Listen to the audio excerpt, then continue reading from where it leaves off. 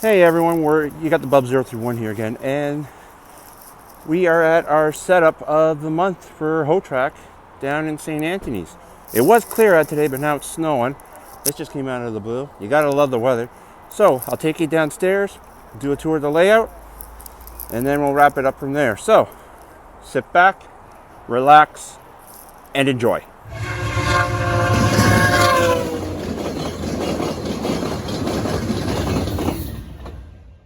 So as we're walking into the dart room, as you can see, we now have a huge layout this month.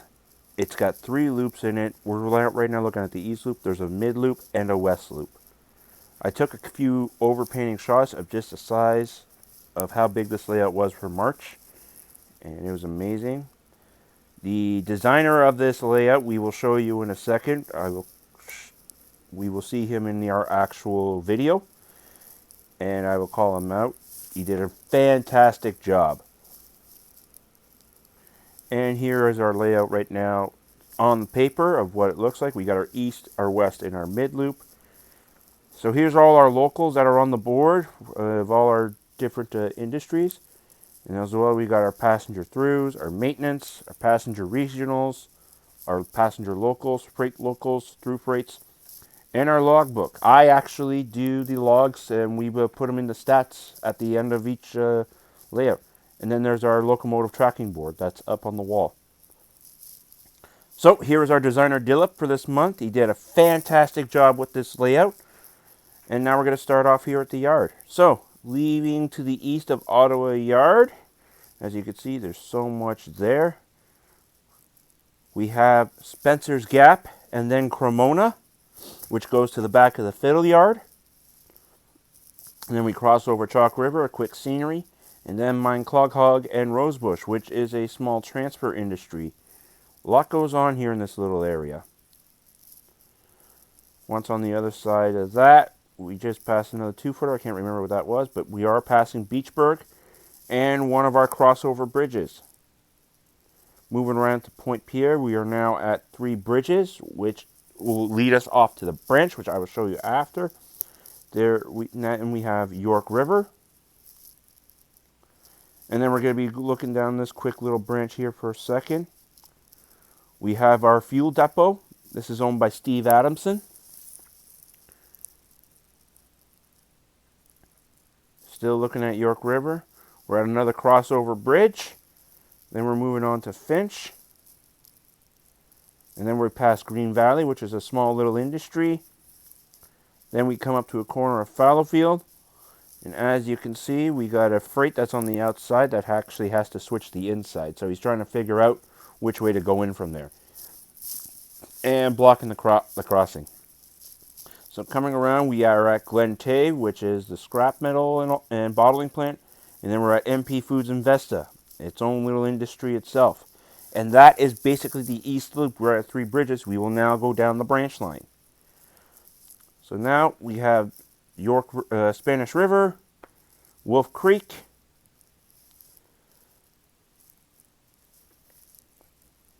a couple of more single main line. Then we move on to double. And now we're coming up to basically a stand-in right now. This is actually DeBojo, but it's standing in for Connaught and Orleans since they couldn't make it this time. And then we are at the turntable. So we're going to watch a train go over Spanish River.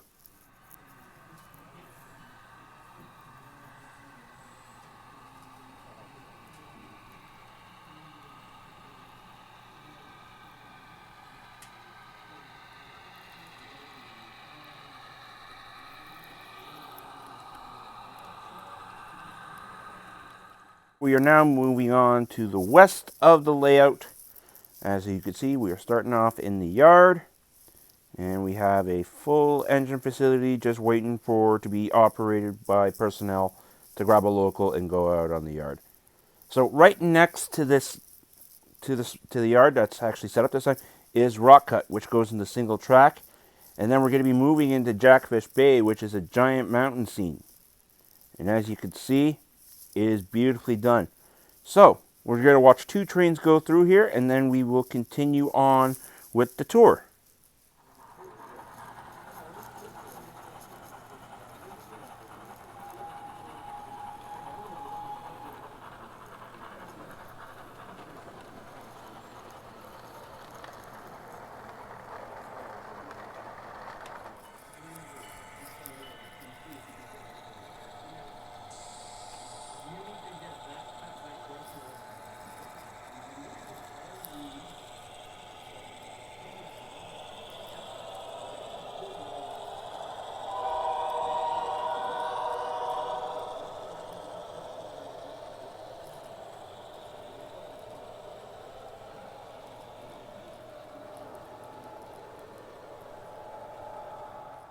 Okay, so moving right along here, it's basically single track from Jackfish Bay all the way to Anderson, which is a cut point. It's a control point for everyone. We just passed Stillwater, and now we are at St. Anthony's Yard. So it's a spot where you can rest for 20 minutes, get off your feet, and then you can get back of doing your tasks that are out on the layout, or just take off with your through freight there to run through the layout just to have some fun. We got some nice CSX and UP units parked there. Here we have the hot box. I forgot to bring it this time for the layout, but I'll make sure to bring it for the April setup. Coming around, we're now looking at the mid loop. So we're now just right now at M&O Junction, which goes up that way. And of course we have one of our control boxes that we use for storage. So here's South Keys Station. Nice little station module laid up there. Now we have Vaughan Intermodal. So it's not just intermodal at that facility. There's also 1x gondola you got to get out for scrap metal. And as well, we're now coming around the corner to Bell's Corner, which is a detailed scenery. We then have a quick crossover and a couple of sidings here. Here we're at the bakery. And as you can see, it rounds the curve. It's now a corner layout. And we actually have a small little engine conducting its local transfer and work in this area here. That locomotive is around 50 years old. Here's one of the other bridges we have. And now we're coming into Algonquin Park. And as you can see, it's just a big scenery model that weaves right back and forth through the actual module instead of just having it all to the front.